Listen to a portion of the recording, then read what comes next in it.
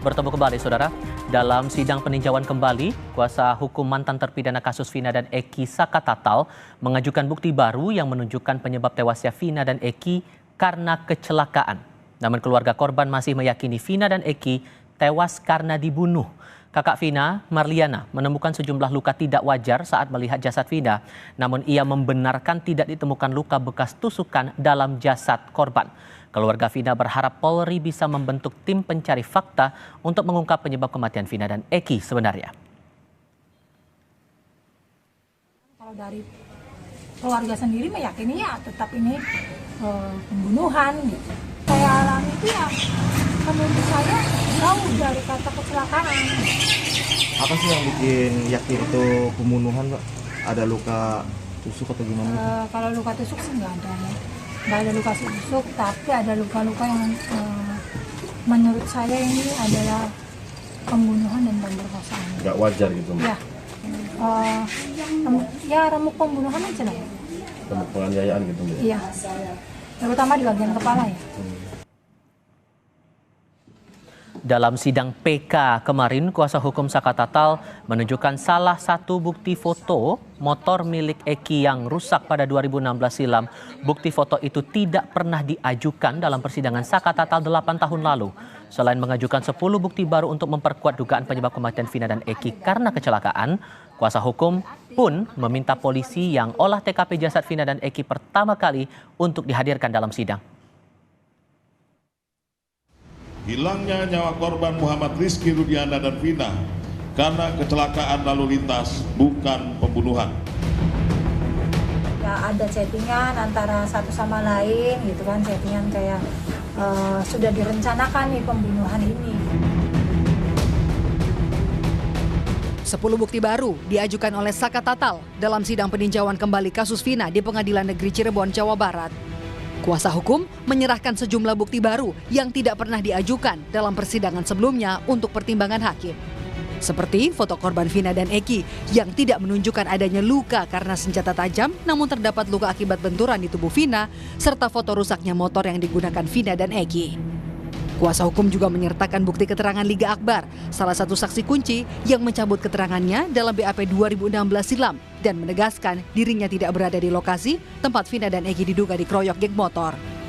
Berdasarkan bukti baru ini, kuasa hukum Sakatatal meyakini kematian Vina dan Eki bukan akibat pembunuhan, namun kecelakaan lalu lintas.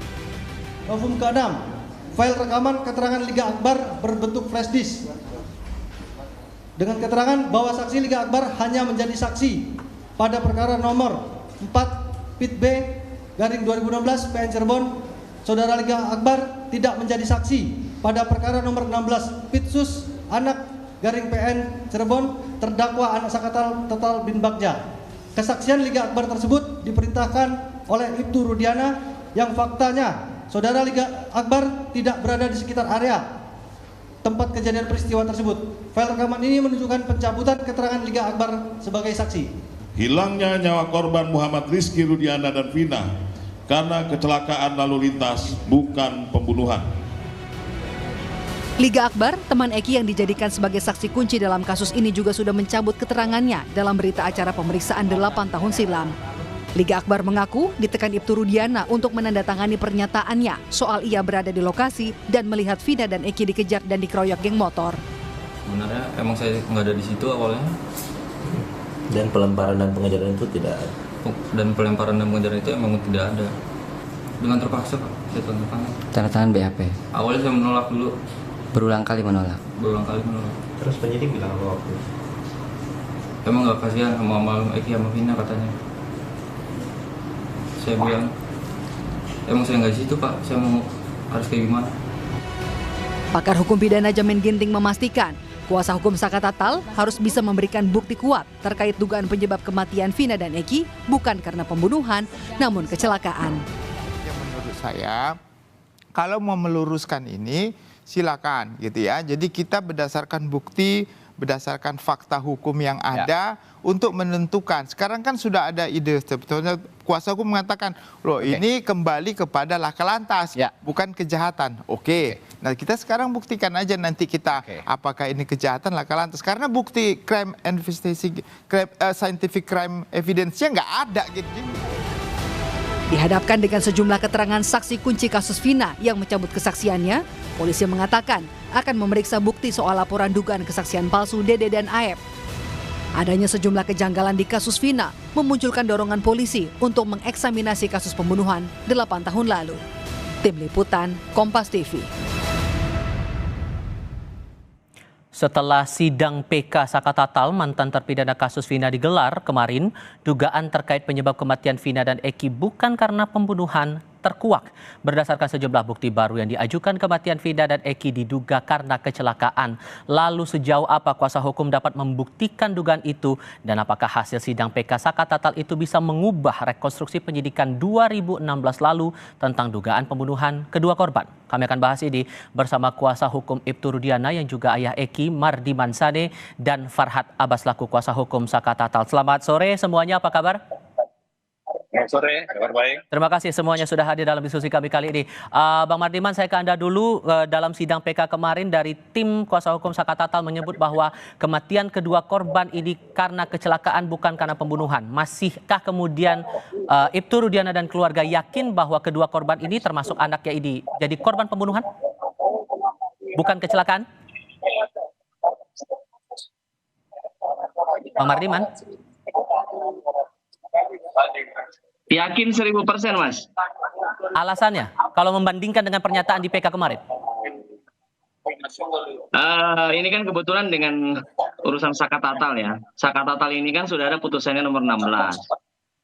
Jadi kalau dibilang tidak ada scientific investigation atau hasilnya pembanding yang lain, dalam putusan Sakatatal jelas itu ada visum et repertum.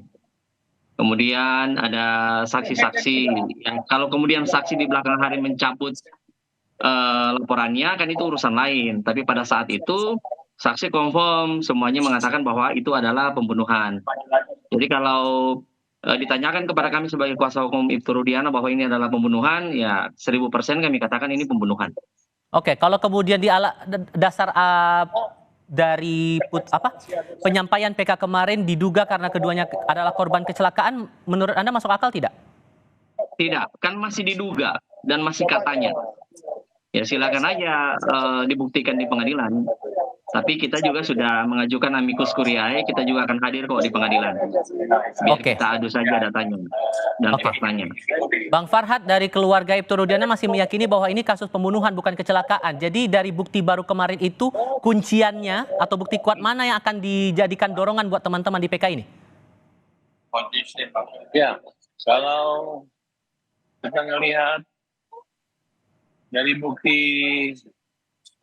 goresan motor aja di sebelah kanan dan luka-luka semua korban sebelah kanan semua, termasuk daging yang nyangkut di mor sebelah kanan juga gitu.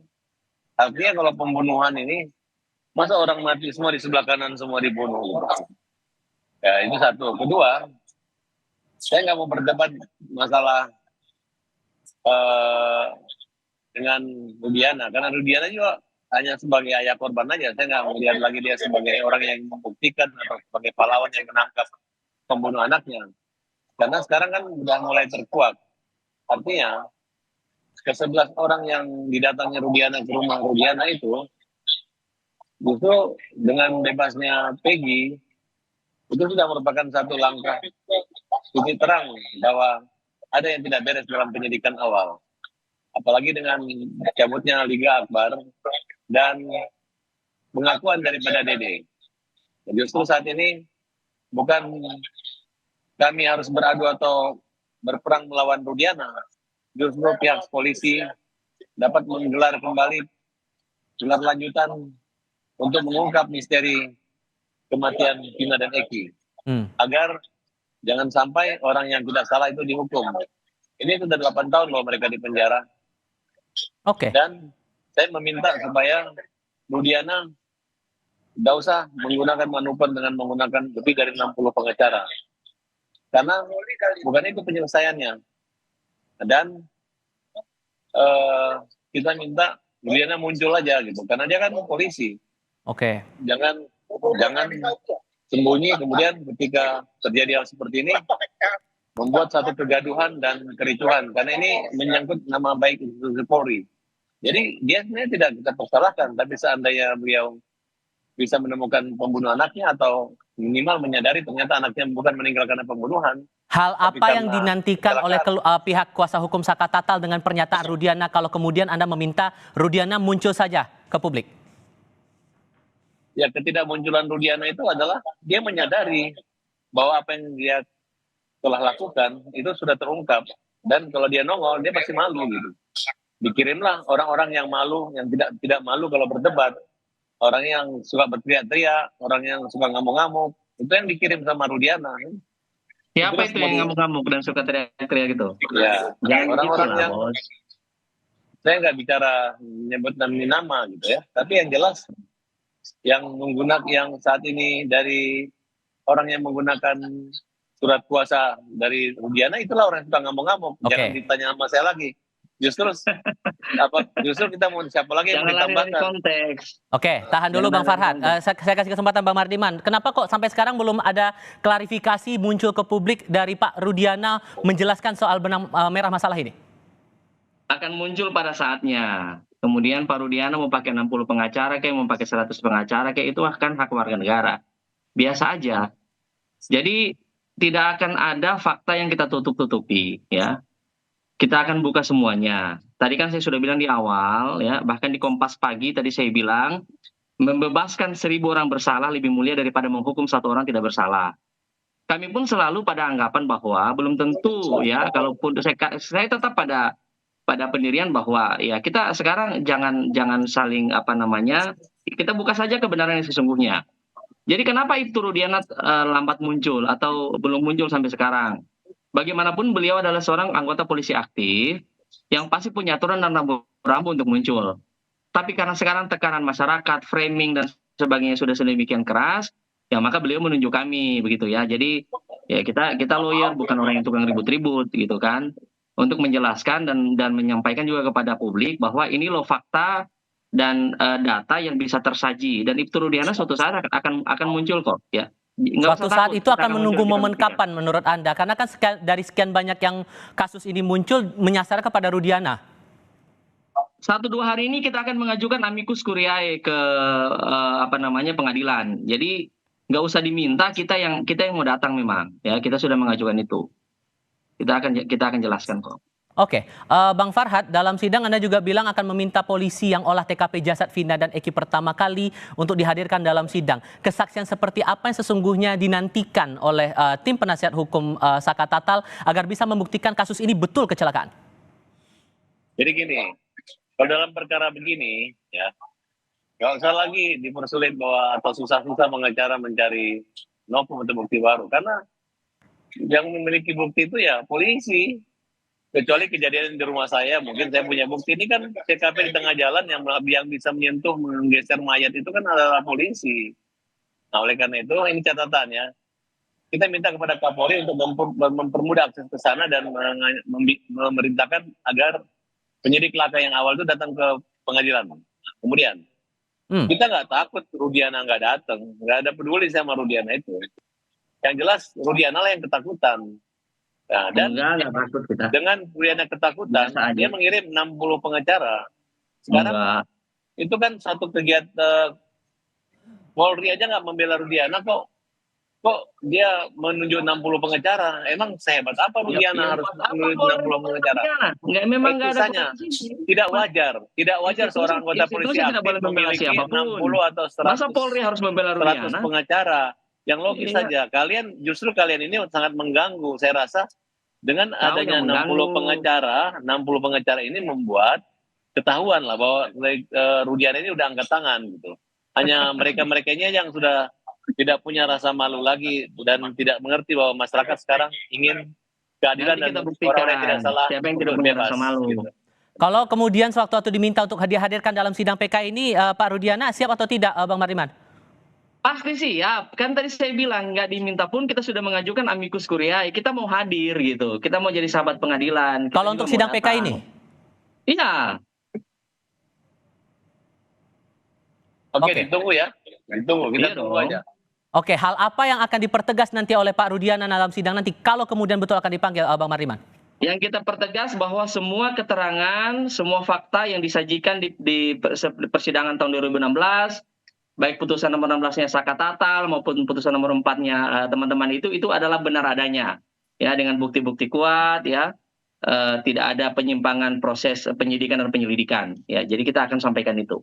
Oke, Bang Farhad terakhir untuk Anda, kalau kemudian PK ini betul dipenuhi oleh hakim bahwa ini kasus kematian Vina dan Eki ini karena kecelakaan, dampak hukumnya apa nanti? Maksudnya apa? Pertanyaan maksudnya dampak hukum buat siapa?